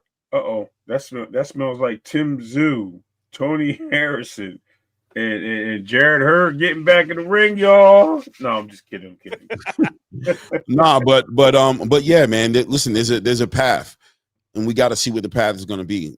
My understanding is exactly what Angelo said as far as what's going to happen in Zuffa boxing and how that meshes with boxing as we know it, as far as the sanctioning bodies and as far as the Ring Magazine and those things are concerned. It'll be interesting to see how they mesh it, because Zuffa is its own entity. You know, that belt probably won't be recognized on the other side of the conversation, but I think the pedigree of the fighter will be recognized. I think that's what's going to be, right? It's going to be kind of like Andy Cruz coming with that Olympian background. That's not translating into giving a shot at the belt first, but it does raise his pedigree. A fighter coming from Zuffa boxing probably would jump directly into 10-round fights, you know what I mean? 10-round, 12-round fights directly into the conversation. And inside of 2 or 3 fights can get themselves inside of some sort of an eliminator that will put them in front of whatever the champion is, and they'll be able to move accordingly with the space, creating great dance partners for the current champions that are competing there at the highest level, and also creating potential future Ring Magazine champions and undisputed champions, because those fighters coming over from Zuffa arguably can compete with the highest level of fighters that are operating in the regular boxing space as we know it. That being said, also though, what is it inspired? It's inspired competition. The free market is a healthy market, right? When there's a free market, because you have all kinds of options. And I think one of the biggest impacts so far from Dana White's presence is Eddie Hearn now bringing in this new deal right here with Matchroom promotion company. Let me magnify this a little bit here so we can kind of see what's going on here. But Matchroom goes ahead and they ink out a deal with Rock Nation, right? It's a strategic consulting agreement announced this month. The collaboration focuses on expanding Matchroom boxing global influence, particularly in the U.S. market, by using Rock Nation's expertise in culture, storytelling, and media to connect with fans, secure sponsorships, and promote its events and fighters. So Eddie Hearn's been looking to get his feet into the American market in the right way. We know that he made some big signings. At one point had Shakur Stevenson, who's currently a free agent, but currently has Jerron Boots Ennis, who will be segueing into after this conversation into his event coming up next week. A lot of fighters, Raymond Savage Ford, fighters that he's working with here in America, but he's kind of like ran into some walls from time to time on trying to get his feet into the market the right way. Hard for him to make fights. So he's bringing in some help. And I think there's an argument there to say that Dana White's movement into boxing and how he's bringing vision to the space. I think Eddie Hearn is trying to implement his own vision, as he also has a very competitive spirit. I mean, he immediately embraced Dana White's presence to say that that's awesome. That's a dance partner I need. I love to compete. This is sparking the competitive juices inside of some of these promoters. And this is Eddie Hearn's first step in that direction to try to get on the same playing field and stay in that conversation with Dana White. Let's look at some of the aspects of the partnership. The Rock Nation partnership, global expansion. The partnership aims to increase Matchroom's international presence and brand recognition. The U.S. focus, which is what us as American boxing fans, a lot of us are going to be focused on. Rock Nation brings in a possibility for there to be a specific emphasis on expanding Matchroom's operations and reach with the United States. He wants to do a culture integration. When they say culture, you know what they're talking about. They're talking about hip hop. They're talking about the black community. They're talking about all the Tank Davis fans, all the Shakur fans. You know what I mean? He wants somebody in a Jay-Z or Rock Nation who can translate in that. And he says Rock Nation is going to help integrate that with Matchroom's events and fighters into a broader culture through innovative and storytelling and media amplification. So that makes sense as well. And of course, there's a commercial strategy, of course, which is what is R inside me again? I can't remember. Return. It says it says it up top. Actually, it's broken down. Rock Nation something. Oh, okay. Yeah, will provide strategic support to help Matchroom secure sponsorships, partnerships, and other commercial opportunities. And the fighters are going to get promoted as well at a high level. Rosters enhancing their profiles. Raymond Savage Ford, Shakur Stevenson, if he was there. Jerron Boots Ennis is going to get that type of look as far as advertising and marketing those guys in their own environment, right? Rock Nation represents the culture that these guys resonate with, right? And also the culture that a lot of boxing fans in America resonate with as well, as far as in that space. So he's trying to become way more competitive, and he's trying to cross over a bit. And Rock Nation is also trying to get into the boxing space and have their own presence felt now with Turkey and Saudi Arabia and Riyadh being involved in it and Paramount involved in it. And, you know, Rock Nation wants to get a piece of it. What do you guys think about this collaboration? Let me tell you what that means. There it is. Sports International, Rock Nation Sports International. That's what RNSI means. I'm going to tell you what this means. This means boxing is on its way back up. This means that people are looking to get in the sport. This doesn't mean that Eddie Hearn's looking to get out of the sport. That means he's looking to collab to get to more viewerships. He's looking at it on the smart end of his end, and Rock Nation's looking at it as, man, look at this. These guys are this sport is literally growing. This sport is really getting back. What can I do to get back into the forefront and get a piece of this action? Because if I can get a piece of boxing and boxing's on the move, this is where I want to be, right? That's what it says. Because Rock Nation is who they are, right? We already know that they're a small agency that deals with a lot of sports in the United States, whether it be football, basketball, things of that nature. They sign all these athletes. Now we're forcing into boxing. So not only are we going to do that, we're going to start promoting these boxers. We're going to get on the side of Eddie Hearn. We're going to actually start bringing some of these guys along and having them fight internationally, becoming stars, not only in the United States, but globally. Why? Because now we're able to collide two great powerhouses in the globe, whether it be Eddie Hearn from Matchroom in the UK and our guy, Jay-Z, Rock Nation, things of that nature from the US side and our culture side, as Clay would say, to combine the two and make something work. Because I believe Rock Nation already has a couple artists from the UK when it comes to music. So now actually we're changing the way that people are grasping the sport.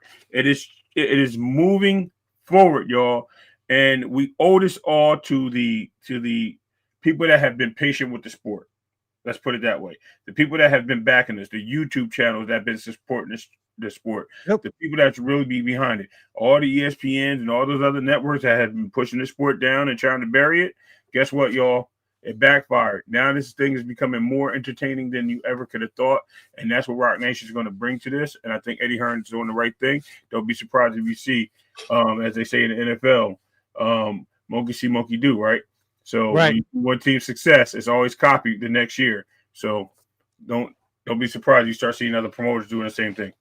And then here's the other thing too about that, Ray, that Eddie Hearn yesterday or 2 days ago posted himself with Turkey talking about there's going to be some big news and how great things are. And I mean, bro, it's like first of all, Saudi Arabia and Riyadh season, you know, they've infused this energy into sports period. Okay.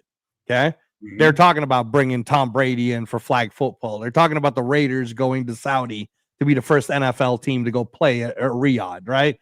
There's all kinds of stuff like this happening, and it's a global scene, right? So here's one side, Clay. Zuffa boxing. It's going to happen. CBS Paramount.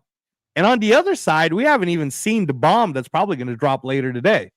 Matchroom with Rock Nation and Turkey Al Sheikh with Riyadh Season will be doing blah, blah, blah, blah, blah, which to Ray's point now just makes boxing so globally popular that it's doing something that even soccer hasn't done yet. Soccer has not yet infused itself into the American culture. Not yet. I'm not saying it won't because they're doing the World Cup. I think like all over the place here in the US this year. So they may, right? But when it comes to boxing, man, again, you're not going to be able to go to a Starbucks that's not closed because they've been closing a lot of them, but you're not going to be able to walk into a Starbucks and not talk boxing pretty soon. By the end of 2026, everyone's going to start to have the general knowledge of what's going on with boxing. So, Clay, I think that what Matchroom did is something that not only is it innovative, but I think if you've watched The Greatest Showman on Netflix, the documentary with the Hearns family, you would have understood that this was something that was going to happen anyways. They let another group invest into Matchroom. Matchroom doesn't just own boxing; it owns darts, it owns football leagues, it owns all these other things. So they're just growing as a brand. And I think the fun part of this for us as fans is the whole Dana White TKO boxing versus Eddie Hearn and Matchroom boxing moving forward. Because if there's anyone that can go head to head with Dana White, it's the guy that's younger than Dana White, and that's Eddie Hearn. And the one thing we could all say about Eddie Hearn, guys, is like him, hate him, as however you want as a promoter. But Eddie Hearn loves and breeds boxing. He loves it. He loves it almost like he was a fighter, dude. He loves a good mixer. He loves a good squabble. You know what I'm saying? The one thing about Eddie Hearn is that's a fact, man. He definitely loves that, man. And once again, free market competition is great for any sector of business to excel when you have that on the table. So it is what it is, man. And we're gonna watch. We're gonna see what comes out of it. Eddie Hearns is making powerful moves. Let's see what Oscar does and how they respond. I said last night, shout out to my sis Rachel. She said, "Oh, you just always," I said, let's see what Oscar does. You know what I mean? Let's see what Bob Arum does. Let's see what Al Heyman does. As far as compete, fight. You know what I mean? What changes are you guys willing to make? What innovations are you going to bring to the table? Fight for our viewership, for our attention, fight for our loyalty, fight for us as customers. I think we're worth it, right? Clearly, Paramount feels like $7.7 billion. They feel like it's worth it to have Dana White in there. Turkey feels like it's worth it to have Dana in there. Turkey and all these guys are fighting. They're giving us bigger events. They're giving us more production. They're trying to give us more and more and more. And here's another key to it: charge us less and less. So hey, man, I'm dying to see what you guys are willing to do. And as a boxing fan, we're sitting in the greatest seat in the house, right? They say the best seat in the house is a seat in front of the biggest screen you got in your house, or up close to the ring, wherever you like to sit at. But we're sitting in the best seat. What you got for us?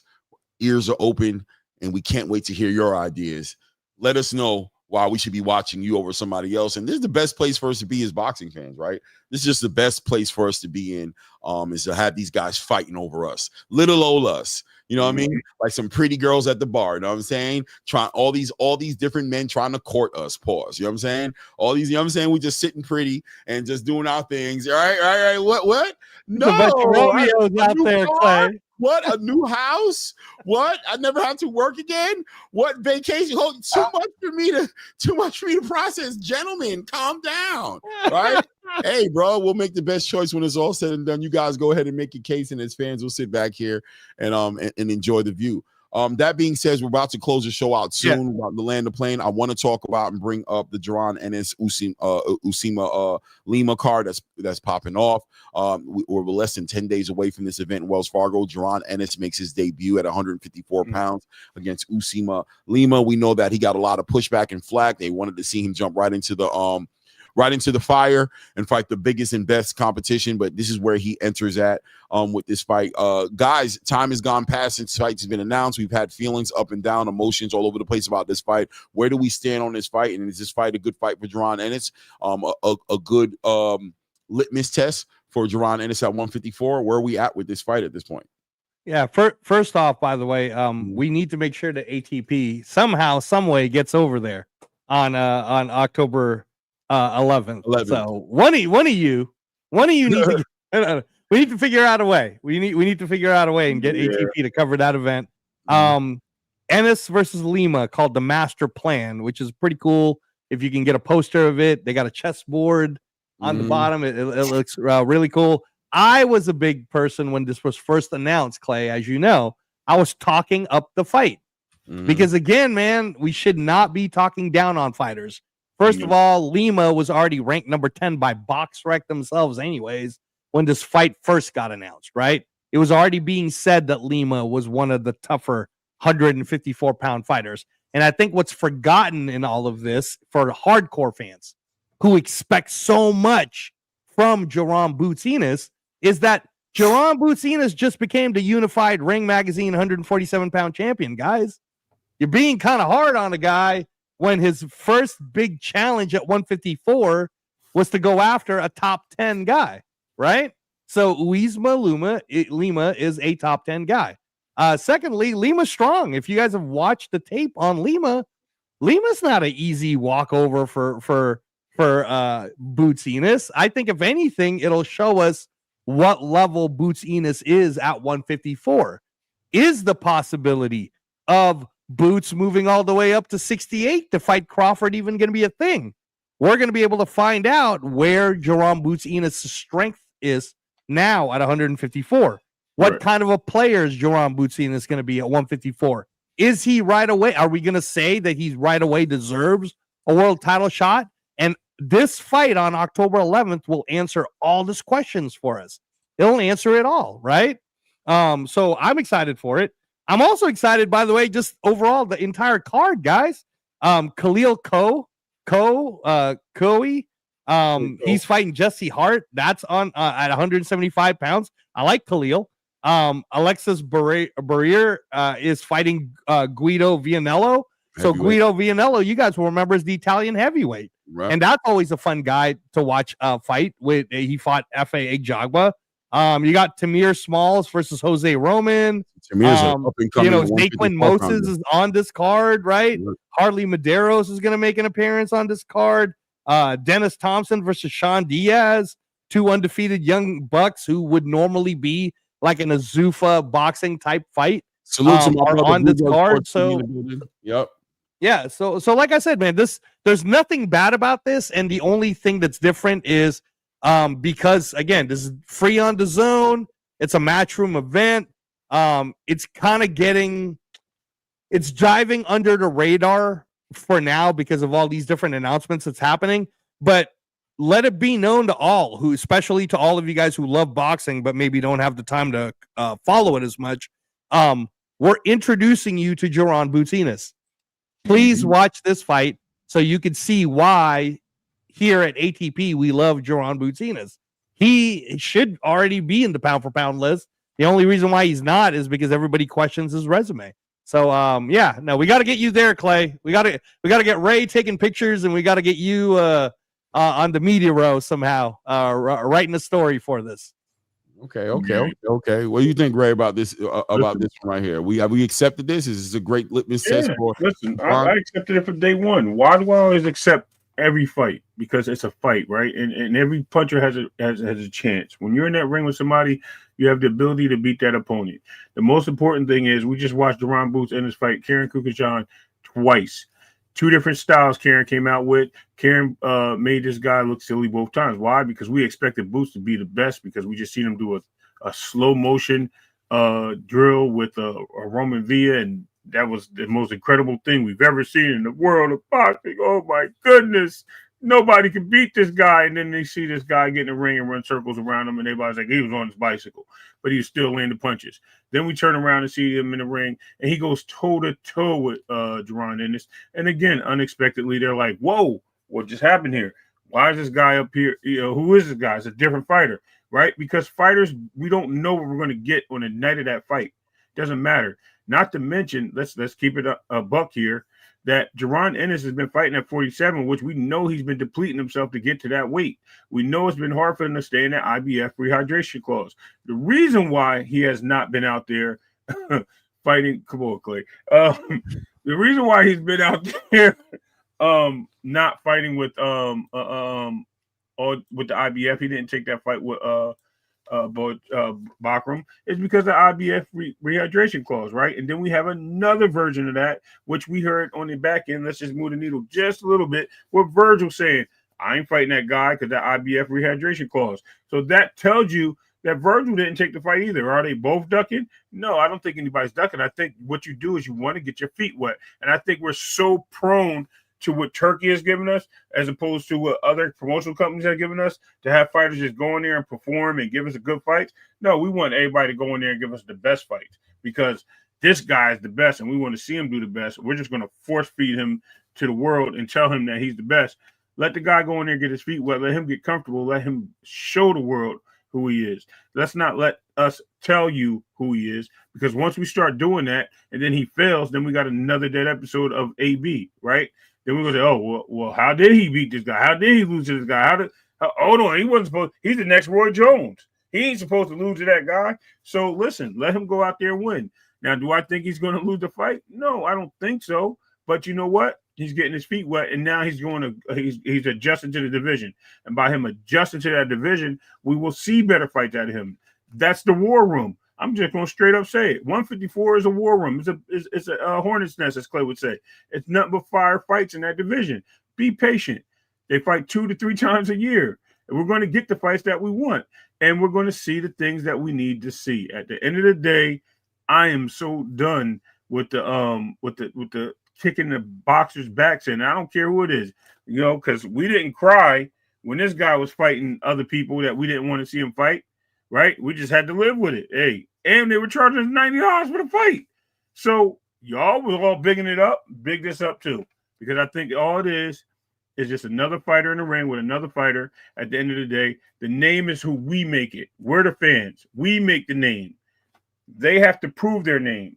So let's let that settle in on our ears right now, and let's understand that it's a fight, y'all. And regardless of who's in there, we can have an H2O moment or we can have a Bud Crawford moment. Picture that. Hey, Ray, and can I just add this real quick, Clay? Then I'm going to let you land it and close the show. But October 25th or 26th here in Vegas, they're asking us to pay $80 on pay-per-view to watch Fundura versus Keith Thurman, right? Let me just make everyone a statement of guarantee right now. The Lima versus Boots Ennis fight for free on DAZN happening next weekend, October 11th, will be a far more competitive fight than Fundura versus Thurman. There you go. I said it. Oh, that's a fact. Love the card. This is a litmus test for Jaron Ennis. This is a big, strong fighter in Usamil Lima. This is a different division for him. 2026 is going to be probably a busy year for Jaron Ennis. It's probably going to be a busy year for the whole 154-pound weight class division. This puts Jaron Ennis on schedule to make fights with some of the biggest fighters in that division, being that you have him starting it off on October 11th. Like you said, on the 25th, we're going to see Sebastian Fedor and Keith Thurman, which is a 154-pound fighter. Sebastian Fedor being a champion. On November 8th, we'll have Erickson Lubin and Virgil Ortiz, which is going to be another great 154-pound fight. And we have a new champion in Xander Zayas, who's very close to when I understand, making a deal with Aras Baharu, right? Abbas Baharu, right? Yeah. So it sounds like that fight may be coming together. It seems like the Baharu's side of the conversation is very open to it. They want to unify. They want to make this fight happen. I know there was rumors circulating about Jermell Charlo potentially being mandatory by the WBA. to put him in position. But look, at the end of the day, I haven't heard anything from Jermell Charles, so we'll see what happens. There's a good chance Xander's going to be getting an opportunity to fight in Puerto Rico for a unification and become a unified champion in the division. So the division is about to turn up. We see the ranking where Boots is at with the WBC and with all the rank, with the WBA and all those conversations. So it'll be no time before he's in the conversation. Depending on what happens on the back end of Virgil Ortiz and Erickson Lubin, we'll see if they either get the winner of Keith Thurman, Sebastian Fundora, or we also have to remember Bakram is still out there being a killer out in the bushes, being the boogeyman. Nobody wants to go out at night because Bakram's outside. Everybody wants to go out in the daytime. You know what I'm saying? They're scared, keeping their closets closed and their mirrors covered and their windows shut when they go to sleep at night because there's a Bakram creeping out in the neighborhood and we don't know where he might pop up, right? So the division is super interesting. There's a great litmus test. On the undercard here with Khalil Coe and Jesse Hart, great fight. Jesse Hart was supposed to be fighting David Benavidez earlier this year, right? And that means that Jesse Hart is a legitimate litmus test for the light heavyweight division. And Khalil Coe, coming off of his redemption fight that he recently had based off a loss he had, he redeemed that fight. And this is one of Jaron Ennis's fighters, right? Coming out of New Jersey. They're expecting big things from this guy. This is a big litmus test for him. To fight Jesse Hart puts him right in the conversation of the big fights happening at in the light heavyweight division. And we just came off of a great light heavyweight who's also showing himself to be one of those guys in Najee Lopez, right? That we just saw perform this weekend. So look, the light heavyweight division is brewing and putting fighters together. And this is going to be a big fight that moves the needle in that division. Alexis Barrera and Guido Vianello is a great fight. The heavyweight can always use great and upcoming fighters for the Moses Atamas of the game, the Jared Andersons of the game, the Jarrell Big Baby Millers of the game, the Joe Torreses of the game. A lot of those fights. The heavyweight division needs to pick it up a little bit, and I think Guido Vianello is a great opponent. Alexis Barrera comes in here with an undefeated record. Let's see what happens with those guys. Tamir Smalls, another fighter under the Jaron Boots Ennis banner, I believe. His father actually works with Jaron Boots Ennis, one of Jaron Boots Ennis' trainers. Tamir Smalls is a great talent. I saw him fight. He usually fights on these Jaron Boots Ennis undercards, and he's an up-and-coming 154-pound fighter, man. He gets it tested. No, not 154, 147, I believe, right? 147? 147. Yeah, 147 pounder. Listen, man, he's gonna shake it up down there. And Jose Roman Vasquez, you guys remember taking that victory away from Jalil Hackett in Puerto Rico. This is gonna be a great fight and a great litmus test for him. And of course, Jaquin Moses, up and coming prospect, turning into contender, sitting at 4-0 right now with 3 knockouts. He's been on a stopping spree right now, upping the competition a little bit more against Antonio Denton L. Jr., I want to say. Right. At the end of the day, he's upping the challenges. He's been doing great things. Obviously we know he's a nephew or cousin, little cousin of Shakur Stevenson. Wally Moses is his grandfather as well. So he's coming from a great camp. There's some great fights on this card. And like my panel here said, my co-host here said, way more competitive, you know what I'm saying, than probably what you're going to see in that Keith, the pay-per-view of Keith Thurman versus Sebastian Fundora. That card, though, is also a great card, though, as well. I don't want to throw it away. I just think the pay-per-view is down. But we'll see Shaqy Foster and Stephen Fulton on that undercard and other fights on there as well. I think we're going to see Shane Mosley Jr. and Jesus Ramos on that undercard. So a lot of great fights on that card. A lot of great boxing coming up. I saw a content creator. I'm going to land my plane here. I'll just say who it is. True Media Sports or True Sports, whatever his name is. True Sports something. Not my guy, Coach Malachi, but the other one. Right. The Spanish looking kid with the glasses. Right. He said boxing was dead. He said there's nothing going on in boxing. There's nothing to talk about in boxing. This is what he said recently. I saw him do this on a live in the past couple of days ago. And it just made me, because I think that dude's pretty I acknowledge his scholarship. I think he follows the sport pretty closely, especially when it comes to the lighter weights. I think he rides around with Angelo Leo, and I think he's over there in the Japan space a lot. I was just kind of shocked that he would take that stance and say there's nothing going on in boxing, but I kind of understood where he's coming from as far as the nationalist part of it. He happens to be somebody who's very much against what Turkey's doing and what Turkey's being allowed to quote unquote do, according to him and Sean Zattel. And, you know, according to him, you know, what's going on with Riyadh season, what's going on with Zuffa boxing, what's going on with this 154-pound weight class division in October, what's going on with Monster Inoue in December, what's going on with all these cards that are jumping off is nothing, and he doesn't want to acknowledge it. There's going to be a space in boxing that's not going to want to acknowledge what's going on in boxing. They're going to want to say boxing is dead, but guys, wake up. Boxing is more alive than it's been in the longest time, and it's great, and I say it all the time. It's great to be a content creator right now in boxing. It's a great space to be in because we can't talk about it enough. We're heading on a 2-hour mark right now. I'm purposely keeping it under 2 hours, and I promise you, it's killing me because there's so much more to talk about. You know, normally we're knocking out 3.5, 4 hours, 4.5 hours plus. That's how much boxing is going on right now, and we don't hang on one topic like a lot of other channels do. We don't just sit there and talk about one fighter for 2-3 hours. We're spreading across the board. Today we talked about the Duran Ennis card coming up in October. We talked about Dana White. We talked about Terrence Crawford. We've talked about a whole lot of things. We've talked about the introduction of Rock Nation, of Paramount into boxing, and there's still so much more to talk about. So don't let anybody fool you guys. Ladies and gentlemen, boxing is doing great. It is what it is. Salute to everybody who came into the channel. Guys, remember, I haven't been looking at it, but I hope those likes are up. If you haven't hit the like button, make sure you do that. If you haven't subscribed to the channel, take an opportunity to go ahead and do that. It's your boy Rain. This is that ATP Combat Media Show. Shout out to everybody in the building. Until the next one, you guys know how we carry it. At this point, we out.